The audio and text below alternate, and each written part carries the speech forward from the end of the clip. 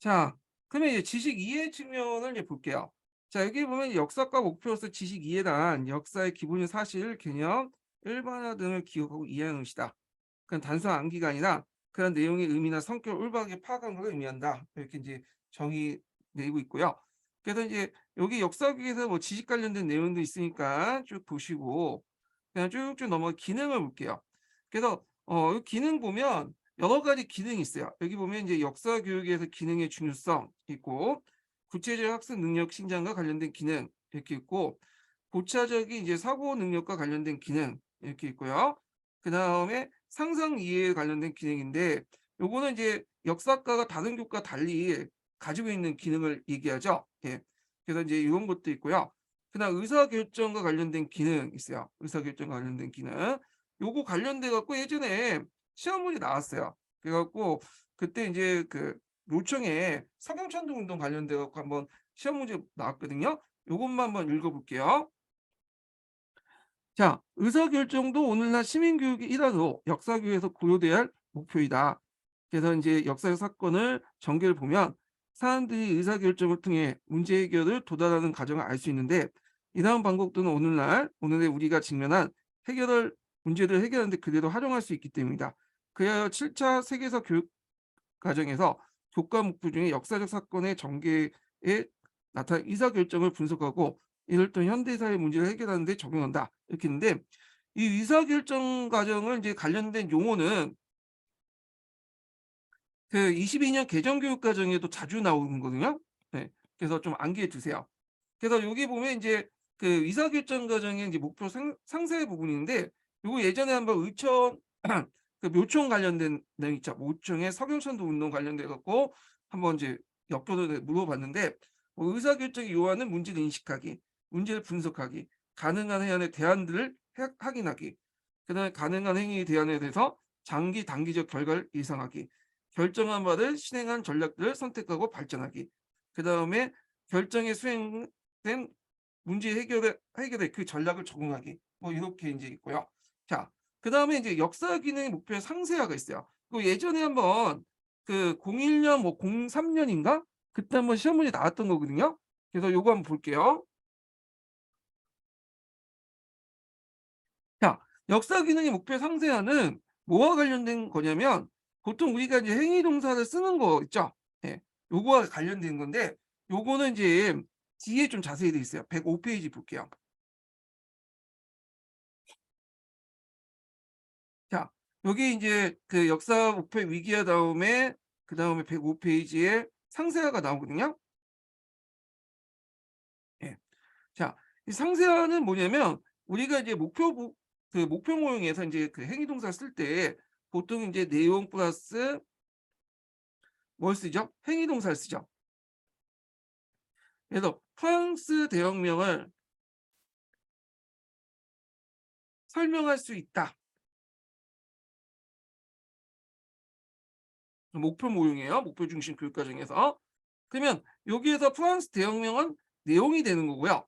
행위 동사는 설명할 수 있다가 되는 거죠. 그래서 행위 동사 쓸 때 이렇게 관찰 가능한 외부로부터 관찰 가능한 도달점을 어떻게 도착했는가 그것을 목표점을 어떻게 도달할 수 있는가를 관찰 가능한 행위목 그 동사 쓸 때 이렇게 쓸 수 있어요. 예. 그래서 설명할 수 있다, 뭐 기술할 수 있다 이렇게 하죠. 근데 뭐 이해할 수 있다는 거는 쓸 수가 없죠. 왜냐하면 목표 중심 교육 과정에선 이해할 수 있다는 것은 외부부터 관찰 가능하지 못하기 때문에 그래요. 물론 이제 그 영역별 행위 목표에서는 쓸 수 있어요. 지식 이해 측면에서. 예. 그래서 이제 내용 플러스 행위 동사 쓰게 되고 거기다가 이제 누구 중심이야? 예. 학생 중심으로 써야 되고 결과가 아니라 가정 중심으로 써야겠죠. 아니 결과 중심으로 써야겠죠. 결과가 아니라 그 가정이 아니라 결과 중심으로 써야겠죠. 그러니까 토론할 수 있다, 뭐 토의할 수 있다. 그렇게 쓰면 안 돼요. 예. 그런 것들은 다 결과 가정 중심이죠.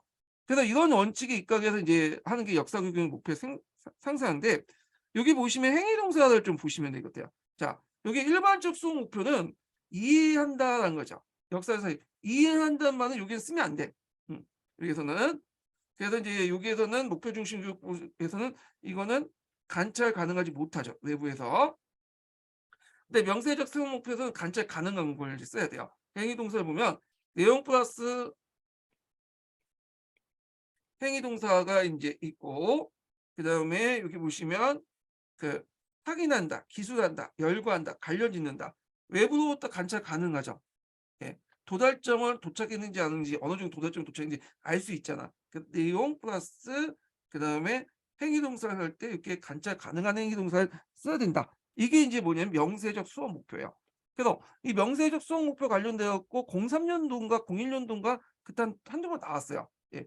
요것도 좀 기억을 해 두시면 되고 요것도 인제 명세적 수업 목표가 있죠. 구분한다, 확인한다, 찾아낸다, 뭐 구분한다, 확인한다. 다 이게 이제 외부로부터 관찰 가능한 행위 동사들 아니에요. 그래서 이제 이렇게 있고 근데 이제 그 문제에서 영역별 행위 목표를 써라. 뭐 지식 이해 그다음에 기능 그다음에 가치 태도 이렇게 쓸 때는 인제 요게 적용되지 않아요. 요거는요. 예. 그 뭐 이 지식 이해 같은 거 이해할 수 있다 뭐 이렇게 하고 써도 되고 하는데 하여튼 요렇게 인제 해서 그냥 일반 동사 목표 모형에 입각해서 행위 동사 쓸 땐 요렇게 써야 된다는 걸 좀 기억을 해 두시면 되고요. 거기에 보면 인제 명세적 수용 목표에서 많이 쓰는 행위 동사들이 있어요. 인지적 영어가 정의적인데 뭐 한번 읽어 주세요. 근데 요즘에는 이런 문제들이 좀 안 나와 가지고 나올 가능성이 없긴 하는데 하여튼 보시면 될 것 같고요. 그러면 요 상세화를 통해서 얻을 수 있는 점이 뭐냐? 요걸 좀 봐 주셔야 되는데 잠깐만요. 이게 몇 페이지야? 음. 자, 역사 교육의 이제 상세화는 어 그 절대 기준 평가에 근거로 한 거야. 예. 상대 평가가 아니라 절대 기준 평가를 근거로 했고 그래서 인제 이걸 통해서 인제 상세화를 통한 절대 기준 평가를 통해서 얻을 수 있는 어 뭐냐면 장점이 뭐냐? 요게 예전에 기출문이 나왔어요. 그래서 요걸 이제 크게 인제 학생 측면 그다음에 교사 측면 음 교사 측면 그다음에 평가 측면 이렇게 세 가지 나왔거든요. 자 그러면 이제 보면요. 자 절대 기준 평가는 첫 번째로는 학생의 교과별 학업 성취도를 집단 내의 다른 학생과 비교할 뿐만 아니라 사전에 정의된 교수 학생 목표를 준거하여 학습자가 그 목표를 어느 정도 달성을 측정하는 걸 말한다.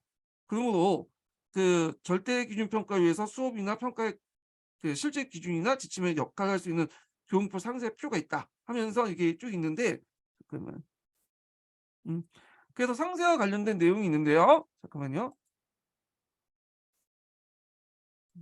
제가 여기 설명하고 있는데 제가 잠깐 헷갈렸어. 그 상세한 목표는 절대 기준 평가인데 요 그 상세한 목표가 어떤 것에 의해서 이루어진가를 학생 측면, 교사 측면, 그다음 평가 측면에서 얘기를 해야 되거든요. 앞장을 가지고 얘기했어야 되는데 요렇게 인제 있는데 요 두 번째 단락부터 보세요. 음. 여기에서 이제 첫 번째 교사 측면에서는 이제 어떤 그 상세하게 이점이 있는가 보면 교사는 자기가 가르쳐야 할 내용과 행동을 분명히 파악해서 수업을 체계를 조직하고 전개될 수 있다. 예. 이게 첫 번째 얘기고 두 번째로는 이 교사 측면이죠. 무엇을 어떻게 공부할 것인지 보다 명확히 알므로써 학습 동기를 익힐 수 있다. 예, 이건 학생 측면에서 한 거죠. 세 번째로는 가르치고 배운 내용을 정확히 확인할 수 있는 평가 문항을 작성하기 위해서 작성하기 쉬워 학습 평가의 타당도와 신뢰도를 높일 수 있다. 이게 평가 측면이야. 요 평가 측면이 예전에 한번 기출문에 나왔어요. 그래서 요때 이제 타당도가 확보되면 신뢰도도 확보할 수 있는 거죠. 예. 그래서 요거 외워 두시는 게 좋을 것 같은데 뭐 교사 측면, 학생 측면, 이렇게 평가 측면 세 가지 측면에서 이제 볼 수 있다. 이렇게 이제 보시면 될 것 같아요. 자, 그다음에 이제 그 녹색 책 잠깐 볼게요. 녹색 책 보면 거기 42 페이지 잠깐 펴 보세요.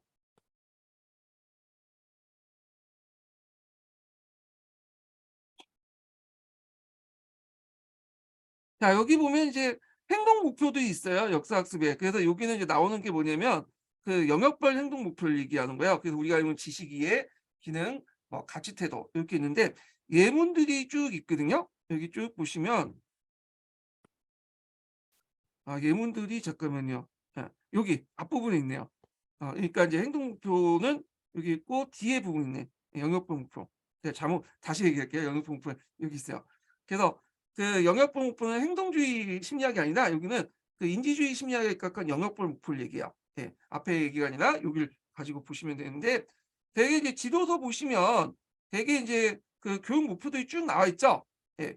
요게 이제 영역별 목표 같은 내용도 있고 이 영역별 목표와 관련된 내용은 그 앞부분에 예문이 쭉 있어요. 그래서 여기 보시면 여기 뭐 그 지식 이해도 있고 가치 태도도 있고 그다음에 이런 것들인데 이 지식 이해 그게 요게 있죠. 한번 읽어 볼게요.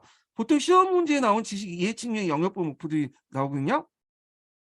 자, 국산 내러티브를 통해서 우리 역사에 대해 어떤 일이 있는지를 알고 또 우리 민족이 어떤 과정을 통해서 오늘날 이해한다. 그리고 국사 내러티브와 사료를 근거하여 서술된 점을 알고 문학이나 전개가 다른 점을 파악한다. 여기 보면 이제 이 앞부분 내용이 있고 이 행위동사 그거 나오는데 행위동사가 명시적 행위동사가 아니죠. 일반적 행위동사를 쓰셔도 돼요. 이해한다, 파악한다 해서 근데 지식 이해 측면에서 나와 쓰라면 그냥 이해한다 말을 쓰는 게 제일 좋을 것 같아요. 제 생각에.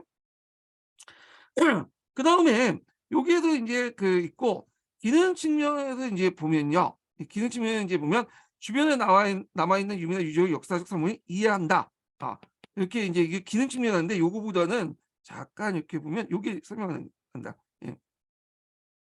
자, 역사가 현존하는 사를 근거로 국사를 연구하는 것을 이해하고 사료학습을 통해서 역사의 연구 방법을 파악한다. 그러니까 자기가 알고 있는 것뿐만 아니라 뭐냐면 어떤 연구 방법을 통해서 이제 어떤 것을 이제 표현하고 이걸 하는 거, 활동 중심 같은 거 있죠. 학생 활동이 들어갈 때 우리가 기능 측면에서 볼 수가 있어요. 기능 측면.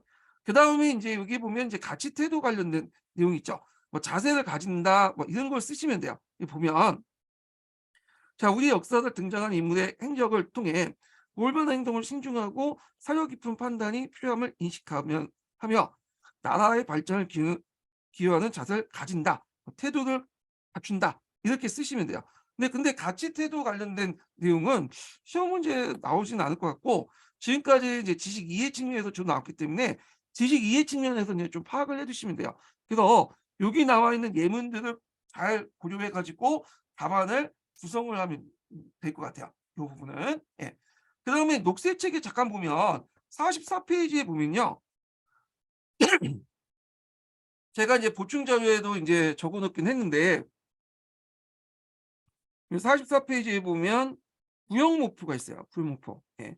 여기 보면 인제 그 종전의 행동 명시적 행위 동사를 강조하는 이런 그 목표 모형을 비판하면서 대안으로 구형 목표를 강조하거든요, 역사가에 맞는. 그래서 여기에서는 뭐 가정은 또 강조하고 뭐 그런 내용도 있는데 아직까지는 구형 목표 같은 경우에는 주로 인제 뭐냐면 그냥 대안 차원에서 인제 제시한 거기 때문에 시험 문제에 나올 가능성이 없어요. 지금까지 나온 적은 없고요. 예. 그래서 제가 인제 그게 참고 목록에 제가 제시는 해 놨긴 했거든요, 보충 자료 목록에는. 그래서 한번 시간 되시는 분은 한번 읽어 보세요, 요 부분은. 예. 그래서 인제 이렇게 있고 그다음에 이제 넘어가는 부분이 어디냐면 쭉쭉 넘어가서 다음 장 넘어가서 2장 넘어가서 그 역사 교육의 내용의 개념과 요소 있는데 이 요소는 이제 크게 이제 그 지식 측면에서 볼 때 이론, 사실, 이론, 그다음에 이론이 아니라 개념, 일반화, 이론 이렇게 네 가지로 구성됐다고 했죠. 그래서 인제 요 부분을 인제 볼 거예요. 그래서 앞부분은 뭐 쓸데없는 얘기들이 되게 많아 갖고 그냥 건너뛰고 쭉쭉 건너뛰고 58 페이지 펴 보세요.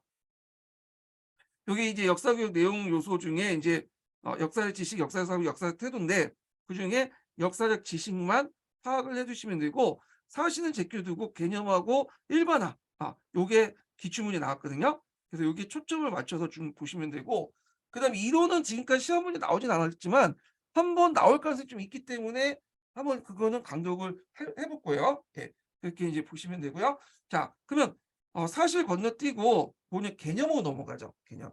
개념 몇 페이지 펴 보시냐면 그 녹색책 58 페이지 펴 보세요. 거기에 이제 제가 목록부에도 있지만 파란책에도 있어요. 파란책에 110 페이지에 개념 내용이 있고 그다음에 일반화 관련된 내용이 114 페이지에 있는데 따로 강독은 하지 않겠어요. 예. 그 겹쳐 있거든요. 거의 대부분 겹쳐 있기 때문에 따로 강독을 하지 않고 녹색책 관련된 내용들만 좀 보고 넘어갈게요. 예. 자, 녹색책 58 페이지 펴 보시면요. 잠깐만요. 이거 좀 편하기 때문에. 음. 자, 개념이 보이죠? 개념. 예, 개념 보면요. 자, 요 개념은 뒤에 이제 교수학습 방법이 뭐와 연결돼 있냐면 개념학습하고 연결돼 있어요. 개념학습. 그래서 여기 개념하고 개념학습이 서로 이제 연결돼 있으니까 요거는 이제 뒤에 녹색책하고 이제 할 때 한번 같이 보시는 것도 좋을 것 같아요. 자, 그러면 개념의 정의가 뭐냐? 자, 이게 나오거든요. 여기 개념의 정의는 여기에서 여기까지 이제 개념의 정의가 나오는 거죠. 예. 자, 개념은 어떤 공통적인 특징을 지닌 사물이나 사실들을 하나의 범주에 묶어 표현한 일반적 아이디어를 말한다. 그래서 개념은 사물, 사건, 행동의 의미를 부여하기 위해 만드는 것으로 구체적 사실을 동질적인 것끼리 어, 것들끼리 분류한 것이다. 이렇게 이제 개념의 정의를 내리고 있어요. 이게 그럼 쉽게 말하면 여러분들이 지금 다 다르잖아요. 그렇지만 공통적으로 묶어낼 수 있는 부분이 있죠. 뭐죠? 어, 역사 인용을 보는 사람들이라는 개념을 묶어낼 수 있잖아요. 그리고 그 속에도 이제 속성과 사례가 있는 거죠. 예. 그래서 이제 이렇게 이제 개념을 이제 묶어낼 수 있다는 거죠. 자, 그다음 뒤에 넘어가서요. 개념의 구성을 보죠. 개념의 구성은 시험 문제 자주 나오죠. 예, 개념의 구성은. 여기에서 여기까지인데 개념의 구성은 여러분도 알다시피 내포적 정의가 있고 그다음에 또 여기 보면 외연적 정의가 있어요. 예. 그래서 내포적 정의는 뭘 통해서 속성을 통해서 이제 하게 되고 외연적 정의는 사례를 통해서 이제 보게 되는 거죠. 아, 그래서 이제 좀 보면 개념에는 내적 측면과 외적 측면이 있다. 그래서 내적 측면은 개념이 지속된 진의 속성을 의미한다. 속성을. 예컨대 정보 강조는 급속히 출현한 북방 유목민족이 중국을 정복한 새로운 왕조가 됐을 때 이게 이제 그 개념의 속성이죠. 정보 강조 속성. 자, 이는 정보 강조 개념의 내적 측면을 얘기하는 거죠. 그래서 그걸 이제 그 속성에 따라서 개념의 의미를 제시한 걸 내포적 정의라고 한다. 이렇게 있죠. 자, 그 다음에 이에 반한 외적 측면은 개념에 해당하는 사례를 얘기해요. 사례. 그래서 정보광조는 요금 원청 왕조를 말한다. 그래서 이 설명에서 요금 원청은 정보광조 사례이며 정보광조라는 개념의 외적 측면을 할 수 있다. 자, 이와 같은 사례를 통해서 개념의 의미를 제시하는 것이 외연적 정의한다. 이렇게 보시면 돼요. 그래서 내포적 정의가 뭐고 외연적 정의가 뭐고 다 예전 시험 문제 자주 나왔던 부분이야. 외워두시고. 예.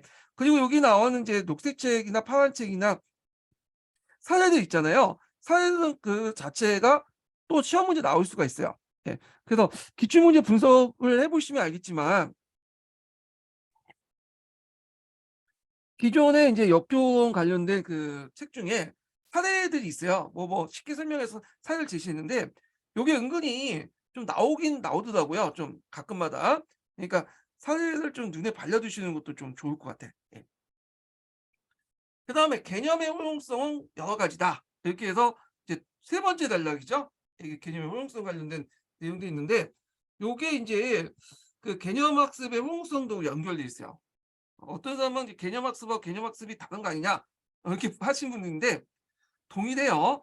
개념 학습하고 개념은 동일하다. 개념을 레시피 삼아서 교수학습 방법을 만든 게 개념 학습이기 때문에 개념 학습 안에 큰 테두리 안에 개념의 요소가 있는 거예요. 이게. 자, 그다음에 이제 보면 첫 번째로 이거 예전에 한번 기출문제 나왔죠. 개념의 활용성 쓰는 거. 첫 번째 개념은 구체적인 특징 또는 특성을 제시하여 사물이나 사건을 가려낼 수 있다. 예. 그리고 이제 예를 들었고 뭐 이제 개하고 고양이의 차이. 그렇기 때문에 개는 이제 뭐 객가 동물이고 고양이는 고양이과 동물이다. 그래서 특징도 쭉 설명하면 개와 고양이를 구별할 수 있죠. 예. 두 번째로는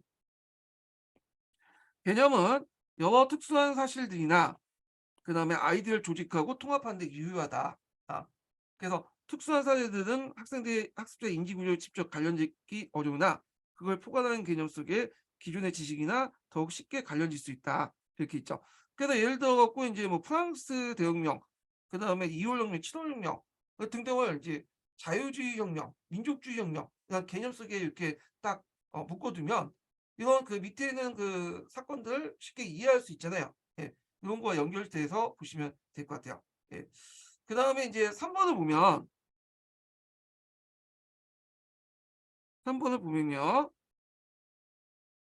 또한 음 이거 어디서 있어? 네. 또한 개념은 다양한 범위에 걸쳐서 분리되어 있는 개별적인 정보를 일정한 범주에 묶어주면서 사물을 한층 체계적으로 이해할 수 있다. 예를 들어 우리는 19세기 이란 그리스 독립운동과 뭐 중남미 독립운동, 민족의 독립과 자유를 목표로 일어났던 여러 운동을 민족주의 개념을 이용해서 하나의 범주로 묶어낼 수 있다라는 거죠. 그래서 이렇게 통해서 이제 민족주의 개념을 통해서 분명히 이해할 수 있고요. 그 다음에 네 번째로는 보통 개념은 이제 그 여러 가지 공통소수를 모아놓은 거거든요. 속성은요. 그래서 그러한 개념을 통해서 네 번째 개념을 통해 학생들은 개별적 역사적 사실을 모두 알지 못하더라도 유사한 역사적 사항을 이해할 수 있고 거기에 의미를 부여할 수 있다. 예를 든 게 있죠. 아, 자, 러시아 혁명을 공부하면서 혁명이라는 개념을 이해하려면 전제 왕권이나 독재 정치에 대응하여 혹은 사회를 변혁시키기 위해 일어난 사건들을 혁명이라고 하나의 범주에서 쉽게 파악할 수 있다. 이렇게 있죠. 다섯 번째는 자, 역사적 개념을 이해함으로써 같은 속성을 가지고 있는 사실들을 반복적으로 학습하는 비효율성을 줄일 수 있다. 있거든요. 요 관련된 예문이 논란책이 있어요. 논란책이 이제 어떻게 돼 있냐면 논란책에 보면 이렇게 돼 있거든요. 그 세계 여러 나라들 있죠. 여러 도시 그 수도들이 있잖아요. 근데 우리가 수도의 명칭을 달달 외우면 힘들잖아. 그러니까 수도에 위치한 어떤 뭐 지정학적 위치라든지 수도의 특징이나 이런 것들의 개념의 속성을 알면 우리가 그 각국의 수도를 다 외우지 않아도 어 이 속성만 알면 우리가 이 다른 나라 적용할 때 어떤 다른 나라 수도에 대해서 설명할 때 이 속성을 적용할 수 있는 거죠. 예. 그래서 이렇게 있고 자 여섯 번째는 개념은 대상물에 대한 인식을 단순화시켜 어 복잡한 특성과 측면을 지닌 역사적 다양한 형상들을 쉽게 이해할 수 있는 통찰력을 얻을 수 있다. 뭐 미국이라는 나라를 이제 정의할 때 미국은 뭐 문화적 다원주의 이렇게 이제 정의할 수 있으면 쉽게 미국의 사회를 이해할 수 있죠. 물론 미국의 사회는 여러 가지 모습들이 있지만 이것까지 하면 너무 복잡하니까 그런 이제 개념을 통해서 이해를 할 수 있다. 이렇게 보시면 될 것 같아요. 자, 그다음에 이제 두 번째 것은 개념의 종류와 관련된 거야.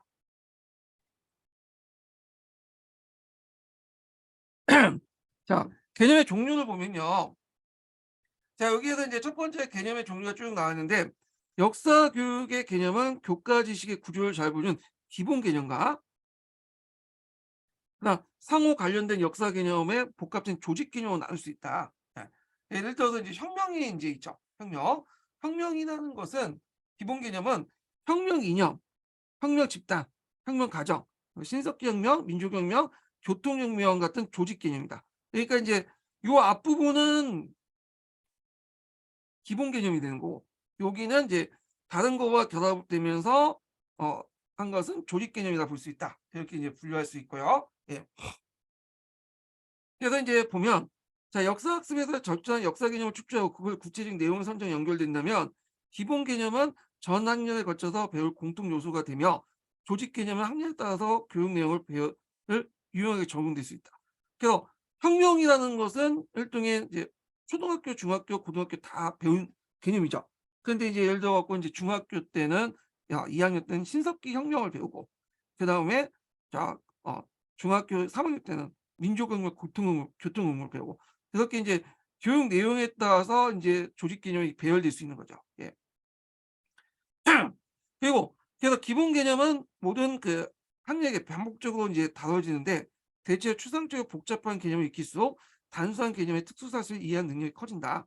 예컨대 문화라는 개념은 종교, 학문, 예술, 법, 정통, 제도, 간습 등 같은 개념들을 포함하고 있으므로 문화라는 상위 개념을 습득하게 되면 거기에 수반된 하위 개념과 개별 사실을 더 쉽게 이해할 수 있다. 이렇게 있죠. 근데 이제 그런 데부터가 이제 뭐냐면 문제점이 쭉 나요. 근데 개념을 중심한 역사 교육을 내용 구성할 땐 전체적인 틀을 제시하는 데 의미가 있으나 구체의 역사 사실이나 사례를 뒷받침하지 못하면 교육 내용 성취에 직접 도움되지 못한다. 그래서 요 개념을 선정할 때 어떤 것들을 유의하냐? 구체의 사실과 사실을 뒷받침해 줘야 된다. 이게 이제 들어가 있는 거죠.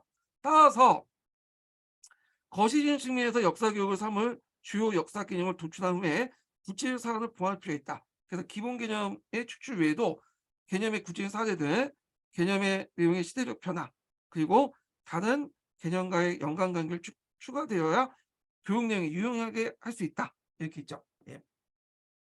그다음에 두 번째가 이제 앞에서 여기까지가 이제 여기에서 여기까지가 기본 개념하고 조직 개념 관련된 내용이고요. 이게 첫 번째.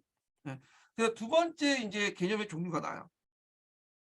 그래서 두 번째 개념의 종류는 보면 보통 이제 역사학에서 이제 보면 주로 이제 역사의 본질적 개념 있잖아요. 예. 그래서 이제 역사 교육에 이제 구체 사실과 관련된 개념들, 본질적 개념들, 사회학적 개념들 있잖아요. 예. 그래서 이제 이렇게 있는데 여기 나오면 역사 교육에서 활용된 개념에는 역사의 구체적 사실과 관계된 개념이 있고요. 예. 두 번째로는 역사의 본질 방법과 관련된 개념. 그리고 세 번째로는 사회과학에서 사용된 개념. 세 가지로 구성이 돼 있어요. 예. 특히 이렇게 있고, 자, 특히 역사의 구체적 사실과 직접 관련된 개념으로서 유럽 사회에서 등장하는 뭐 노예제라든지, 그다음 종교개혁, 절대주의, 계몽사상 등이 있고, 그리고 한국 사회에서는 이제 호족 양반사회, 독립운동, 의변정쟁 이런 것들 다 뭐냐면 역사의 구체적 사실과 관련된 개념이죠. 두 번째 개념은 본질적 관련된 개념이야. 그래서 역사학의 본질 및 방법과 관련된 개념으로 변화, 지속, 시대, 발전, 인과관계, 사료 증거, 실증 등이 있다. 이렇게 있죠. 그래서 이제 본질적 개념 관련된 내용이 있고요. 그다음에 또 이제 뭐냐면 역사학과 다른 개념이 이제 서로 연결된 개념들 있잖아요. 예. 그래서 사회과학적 개념과 관련된 거예요. 그래서 세 번째가 이제 사회과학적 개념과 관련된 건데 다른 학문에서 개발된 개념도 폭넓게 사용할 수 있다. 인류학, 정치학, 경제학, 사회학, 시학 개념들 역사학의 자료 등장한다. 예컨대 그 문화, 운명, 가치, 권력, 갈등, 개혁, 혁명, 이데올로기, 신분, 계층 같은 그 개념도 있죠. 이런 이제 사회과학적 개념과 관련된 것들은 그 각 시대의 그나 사회 구조 및 성격, 사회 변동의 요인들을 설명하는 데 유용하다. 이렇게 이제 보시면 될 것 같아요. 그래서 이런 개념은 이제 여기 앞에 사회과학적 개념이죠. 그래서 사회과학적 개념을 이제 유용점에 대해 두 가지를 설명하는데 앞에서 첫 번째는 앞에 언급했던 내용들, 각 시대의 사회 구조 및 성격 및 사회 변동 요인을 설명하는 데 유용하다는 거. 두 번째 사회과학은 이제 현대사회와 연결된 거죠. 그래서 두 번째 현대사회 문제를 파악하는 데 도움을 주는 사회과학적 개념군은 그 속성상 역사의 전이가 가능하며 역사학을 통해서 현재를 이해하는 데 유용한 도구다. 자, 그래서 우리가 이제 예를 들어서 대공황에 대해서 얘기를 하면 그 경제학의 디플레이션 개념을 뭐냐면 도입을 해 갖고 대공황을 1929년에 일어난 대공황을 설명할 수 있죠. 예. 그래서 이제 이런 것들이 이제 있다는 거. 다만 이제 사회과학적 개념을 사용할 때 그 문제점이 있어. 이게 다만부터가 문제점이에요. 자, 답안을 보면 여기에서 이제 역사가가 다루는 개별 사실들은 고유한 특성과 의미를 밝히는 데 불충분하다. 그러니까 사회과학적 개념을 사용했다 해서 모든 것을 밝히는 게 아니라 개별적인 속성들이 있잖아. 그걸 다 밝히기 힘들다. 그리고 또 있는데 또 이제 두 번째 문제점이 쭉 있죠. 두 번째가 이제 그러나부터죠. 자, 역사 교과라는 것은 개념과 일반화가 주 목적이 아니죠.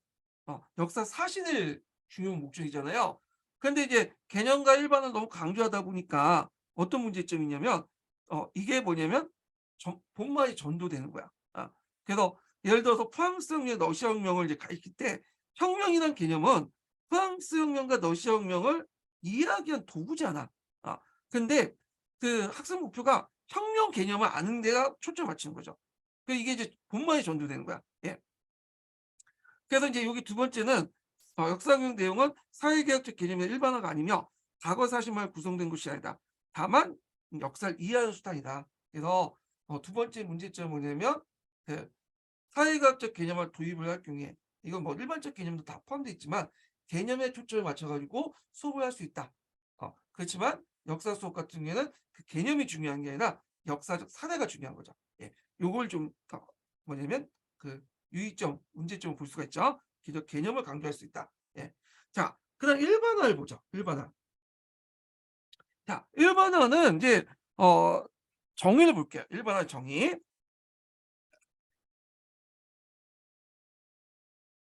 자, 일반화는 두 개 이상의 사건이나 현상 등 혹은 개념들 사이의 관계를 나타내는 진술이다. 그 역사 일반화는 역사적 사실을 관찰하여 축출한 보편적 서술이다. 이렇게 있죠. 이게 이제 일반화의 정의라고 해요. 일반화 정의. 여기까지가. 쉽게 말하면 이런 거예요. 자, 남자와 여자가 있다. 이거는 일반화일까요? 아닐까요? 이건 일반화가 아니에요. 예. 남자라는 거는 개념이고 여자는 개념이죠. 근데 이거는 개념의 단순한 사실에 불과해요. 개념의 나열에 불과해요. 이거는 일반화가 아니야. 일반화 시키려면 뭐냐면 요 남자와 여자를 관계시켜 줘야 돼요. 예. 자, 예를 들어 갖고 이제 이런 거죠. 남자와 여자는 결혼한다. 결혼이라는 걸로 관계시켜 주는 거죠. 이게 일반화되는 거야. 이 구성 요건이. 그러면 요 예전에 한번 일반화 시험 문제 나왔던 게 뭐냐면 여러 가지 사건들이 쭉 나열돼 있고 그걸 일반화시켜라. 이렇게 뭐냐면 나왔거든요. 예를 드는 거예요. 그 예전에 한 2000년도 기출 문제였나요? 그때 이제 어떤 문제가 나왔냐면 조선 후기의 여러 가지 사회 변동상이 좀 나와요. 그래갖고 뭐 장시의 뭐 활성화, 아, 그다음에 화폐가 널리 보급되고 서민 문화가 쭉 보급되고 등등등등 나와. 이런 역사적 사실이 나오고 나서 이걸 일반화시켜 이렇게 나오죠. 간단하죠. 예. 조선의 여러 형상들은 이런 형상들은 단결시켜요. 뭐와 관련됐다? 근대화의 어떤 태동과 관련됐다. 그래서 근대화 태동이라는 그 관계를 통해서 관계 개념을 통해서 묶어주는 거야. 묶어주는 거야. 예. 그러면 이게 일반화가 되는 거야. 일반화. 예. 그래서 이렇게 사실과 사실, 사실과 개념을 어떤 이제 뭐냐면 묶어줄 때 우리가 일반화 간다. 그런 것들 이제 하면 되고요. 또 일반화는 경험적 증명을 거치지 않, 뭐냐면 그 경험적 증명을 거쳐야지만 일반화돼.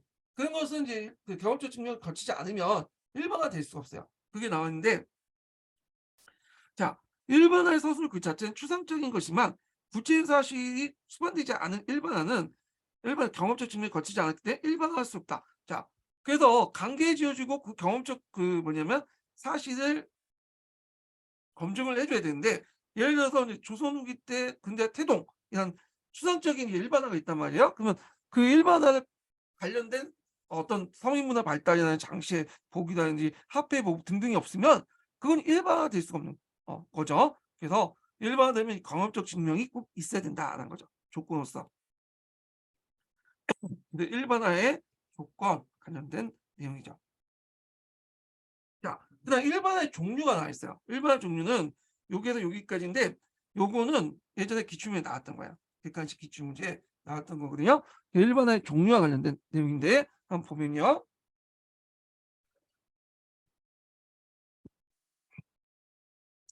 자, 일반화의 종류는 제한된 일반화가 있고 보편적 일반화가 있어요.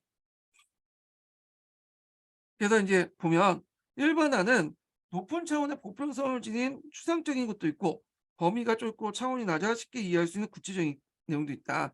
그래서 역사 일반화는 일정한 시기와 지역에 제한된 일반화. 그래서 각 시대와 지역을 초월한 종합 보편적 일반화. 이게 두 가지가 있죠. 그래서 여기 이제 뒷문장이 이제 뭐냐면 제한된 일반화의 예죠. 그래서 동학농민은 전쟁은 반제국주의 반봉건적 농민운동이었다는 것이 전자에 속하고요. 두 번째 보편적 일반은 요 뒤에 후자에 속해요. 과거 사실에 대한 역사의 견해는 자신이 살고 있는 시대 환경에 따라 영향을 받는다. 이게 후자죠. 예, 보편적 일반화. 그래서 이 제한된 일반화, 보편적 일반화 관련된 그 예문을 좀 암기해 두시.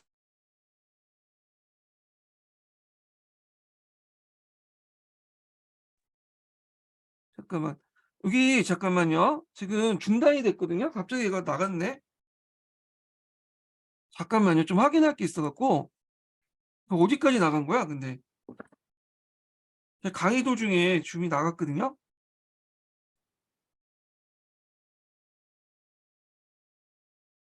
에이씨.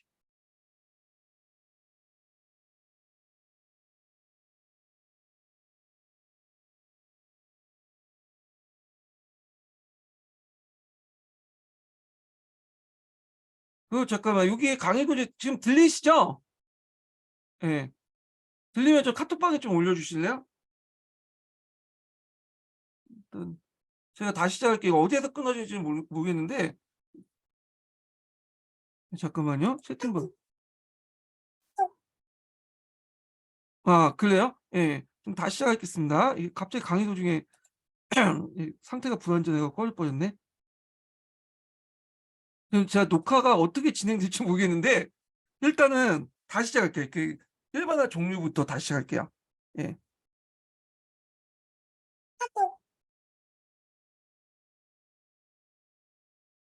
아 그래요? 그러면 잠깐 보편적 일반화, 제한된 일반화 나갔다는데 그러면 여기에 일단 일반화 종류 다시 할게요. 어떻게 될지 모르니까 도중에 이게 이게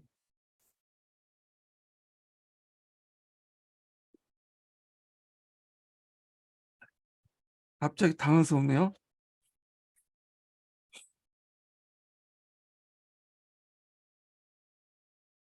나중에 제가 녹화가 이게 녹화가 지금 됐나?